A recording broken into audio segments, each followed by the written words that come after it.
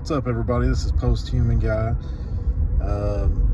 Video put up yesterday, kind of had an introduction to what I'm doing, this car thoughts thing. So I'm just going to get started. Again, we're in the car. As you can see, just literally driving. I think I'm going to do like, the dash holder thing or whatever for your phone, or maybe get a camera or something. I don't know. The roads around here are kind of hit or miss. There's a lot of bumpiness, so obviously the camera doing all that stuff, that's why. But I decided I didn't really care about any of that stuff, and I'll just do it, and we'll just improve as we go, or not, because whatever. So, first things I want to say, though, of course, is if you haven't subscribed to the channel, you should. I know we not the most content-rich channel out there, but we do put out videos fairly regular, whether it's a roundtable or a leisure play, or we're always kind of trying to do new or different things. So you should subscribe. That way you get our updates when we do post something. We don't really update the website so much anymore, and most of our content now is just kind of in video form, and that's just kind of the way things are going. So I probably will do more updates on the website at some point, or at least maybe redirect it or something like that. I haven't quite decided how that's going to come into play yet, but anyway, all that out of the way. So I guess what I want to talk about today is, PlayStation has implemented its new PlayStation Plus kind of subscription model. So, it was a pretty good setup before, for the most part, much like Xbox Live Gold. You would sign up for your premium membership, and of course allow you to play online and all that, and then you would get a few free games a month, which is always kind of cool. It's usually older stuff or independent stuff, or just kind of smaller games that aren't really obviously not day and date AAA titles or anything. But anyway, still cool, and that's mostly what Live Gold was as well. So now I'm sure if you care about it at all, you know that they've updated, and now they have a 3-tier system, seemingly trying to compete with Xbox Game Pass. But I kind of have a problem with it. So, for one, it's overly complicated. Xbox, you either have Game Pass or you don't. Now that, in a sense, can be a little complicated if you don't know about it, because, you still have your Xbox Live you got to pay for, and then your Xbox Game Pass. Now you can do the ultimate subscription, which bundles it all together, but that can get a little complicated. So then there's Sony, though, and they got their somewhat complicated 3-tier system, and it's their base model, which is the same price as Plus Now. You get a couple free games. Then they have their second tier, which gives you access to a few more games, and then they have their top tier. I don't remember what the prices are, but the top tier is all of that included, a few more games, and then access to retro games for the most part. And that's kind of the problem I have, or that's kind of the part I have an issue with. So, to me, from just looking at it, it looks kind of like a PS Now situation, which is what they did for retro gaming before. You would just have the cloud streaming version. And also, I see this camera shaking. It's because I'm resting my arm on my little armrest here, and I'm on the freaking bumpiest expressway in town. So I'm about to get off, so that may improve, and I keep lifting my arm up to see. So anyway, if you're wondering why we're having a seizure over here, that's what it is. So anyway, So it's the third tier situation that I have a problem with, and my only real complaint with it, like, it's fine if you want to charge stuff and kind of give little extras, and I realize you're trying to compete somewhat with a Game Pass. But what I don't like is the retro stuff kind of locked behind this paywall in a sense. Because, for instance, if you look on the PlayStation Store, you will see Resident Evil 1, the original Resident Evil 1 on there. And you can play this on your PS4 or your PS5. But you can't buy this on your PS4 or PS5. You can only play it if you use this subscription service. So, you know, I understand, I guess there's a problem with the emulation part, and they're using a cloud version of this. But, you know, you can buy cloud versions of Nintendo games, and it's a one-time purchase, and you just play it via cloud or whatever. And I don't know, you know, you're already paying for PS Plus and stuff, so I would think that would be okay enough to allow people to use cloud-based games. I don't know, it just seems like a kind of a cash-in, and you know, locking this thing behind a paywall, because you can't, I don't know, like, it is your own software, your own systems. Like, you can't figure out a way to port the original Resident Evil that you can play on almost anything. I'm pretty sure I can play it on my phone at this point. You can't figure out a way to emulate that on the PS5, or you don't care to. You know, I understand having incentives to start these new service tiers, I guess, but I just don't. I think there's an issue with it. I don't like the way they're implementing it. You know, Game Pass is expertly done. I wasn't convinced at first, but they really won me over. They're doing great, and it's like continued to improve. You pay your,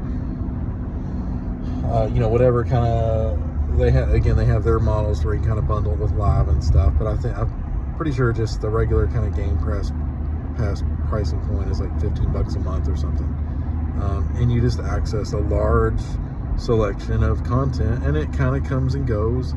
But you know, there's games day and date there. They'll come out, they're immediately on Game Pass day one. You know, a lot of these games just stay up there for long periods of time. So I don't know, I think it's they're just knocking it out of the park. And then you get this weirdo Sony model, and for one, it's hard to really discern which one you want to sign up for. All that aside, though, again, I don't know, like any Game Pass game you can also just buy. If you don't want Game Pass, you can just buy it. It doesn't feel greedy, and that's my problem with the Sony model, is it feels greedy. So maybe there's some logistical reasons behind it, but I really don't see any reason why you need to lock old PS1 games that you can emulate no problem behind this paywall. And that's really kind of the only incentive, because, you know, they're doing a couple other things. I'm not sure exactly the details of it, but there was the new Stray game, that kind of cyberpunk cat stealth game, whatever it is, platform game. There's some kind of deal with it where, like, you can play it for free for a little bit or something, or it's accessed via some of those modes, some of those subscription tiers. So I think they're kind of trying to get there, but I don't know. It's like they're just making it overly complicated. And I just feel, again, like you should be able to buy Resident Evil on your PS4 or PS5 if you want. Now there is, now I do own a Resident Evil on there, but it is the remaster. It's based off like the GameCube port that they did, so it's not the regular PS1 version of that game, and that is the one I'm talking about that's locked behind this paywall. So I guess that's my biggest complaint. I just wish something would be done there. I think Sony really dropped the ball when it came to emulation in general. I like that they at least worked out the PS4 and PS5 integration. It's still kind of a pain in the ass with some of that. It's not done as good as Xbox. Again, Xbox, it's very easy. You buy a game, and like for instance, I have a Series X, so I can buy an Xbox One game, or if I had an Xbox One game, I just put it in, and it just kind of automatically lets me play the best version of it. So, it'll update and do the Series X enhancements. There's no really worrying about Xbox One or Xbox Series versions of anything. You just get it one time, and that's it. And PlayStation, you got to really sort out which version you're buying, which version you're playing. It just all feels very greedy and overly complicated. So, that was one of the biggest things I was impressed with when I got the Series X. I had got Forza Horizon, and I put it in, and it just did all of its Series X updates, and all of a sudden I'm playing it, and on the best it can be. There was no playing the Xbox One version. And then like Cyberpunk, for instance, it came out, and day one it had some immediate enhancements on the Series X, and then when they finally released their proper next gen release of Cyberpunk, the PlayStation, you had to re-download the whole the PS5 version. It was seen like a whole different game. Xbox just had an update, and that was it. So and the other part about Xbox and its backwards compatibility, of course, is you can play 360 games, you can play original Xbox games. Now, not all of them, but a fair amount. And PlayStation, of course, just stops at the PS4. So if you want to play any of those other ones, you got to wait for a port, or you got to get behind this subscription paywall thing. And I don't know. I understand we're not getting new systems to play old games necessarily. It didn't keep me from buying it. It just, when you see one system do it so well and another one do it so poorly, it's just a little, frustrating or disappointing. And again, if the logistic issues were a problem, then I can understand that. But when you can literally port PS1 games and PS2 games on almost anything, and you have these versions that you can play and lock them behind a paywall, it just feels wrong. So that's my biggest complaint. I don't want to really go around in circles with it. I just have issues, and I feel like Sony could really learn something from Microsoft and really model their stuff off of them, and not try to just make something completely different. Like, they announced that they were kind of, or at first it was a leak, that they were kind of developing a competing service to Game Pass, and I don't know if they just made it completely different so they can't say they copied it, but like, let's be real, we all know that you're making something to compete with it.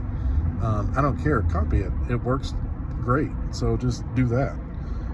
It doesn't matter if you're first, you just do it better or do it the same and let people decide.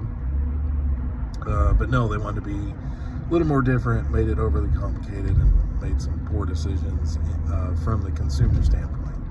So anyway, I hope it's just a starting point. I feel like it's definitely a step in the right direction of having some of that stuff more available,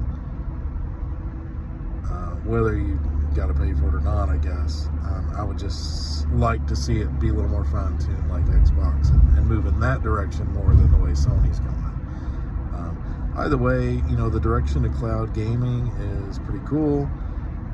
I think there's going to be, of course, a lot of people that really want those physical releases. I'm kind of hit or miss. Sometimes I like them. The cloud versions are handy. I don't like it when you buy a cloud version and it's updated to the point of changing the game or making it unplayable. And if you have the disc version, you can sometimes get around that. One example is Minecraft, right? So the original Minecraft came out on PC, of course, ported to consoles, and then the PC version, it was after Microsoft bought that IP. They updated to like a Bedrock version is what it's called, and just a lot of things were different, and I'm not going to pretend to really know the differences on some of that. I've heard quite a bit because my son's really into it, but I don't really play the new stuff, so I can't really tell you a lot of the differences. But there's a lot of changes. It's got its own currency now. There's servers and all this stuff. Looks not like the Minecraft I remember, that's for sure. So at one point they updated the console version, and it created a problem for the people that wanted to play kind of the old legacy version. It was forcing them to play this new one that they didn't like and performs worse. And one of the big workarounds is if you still have the disc version, you can of course play that, not update it, and just play the old version. Now I will say I have the completely digital one, and I was kind of curious about this, so I loaded it up, and I can still play the old legacy version on the PS5, just being digital. But there's a lot of people that can't for whatever reason. So when I had checked it out, I had kind of watched a video about how to continue playing the legacy version, and I did those tricks when I was kind of updating and stuff. So maybe that's something, a reason why I can access it. But again, I know a lot of people just have trouble accessing this version, so I feel like that stuff can be an issue with cloud versions of things or digital only versions of things. I realize studios will lose licenses for certain games that they've produced, so I know that can come into play. And again, if you have the disc, it's just already made. It's a static version of that game. So I see that kind of being the biggest issue with the shift to cloud and digital gaming only. But other than that, it's a very well, and of course the requirement for internet for cloud or digital stuff. You got to authenticate your game and your license for your console and all that stuff. So there's obviously situations to where I know People's Machine, he had some internet trouble at one point, couldn't access like half his library or something. So those kind of things suck. I feel like in order for people to really feel good about the move to this digital cloud complete kind of transition, you need to fix some of those problems. So I think eventually we'll get there. I think with the success of Game Pass, it's really going to move in that direction even more. I wouldn't be surprised if the next consoles, if they even worry about a disc drive, or they just kind of force people to go completely digital. This is the first generation we've had those two different versions like that at launch. So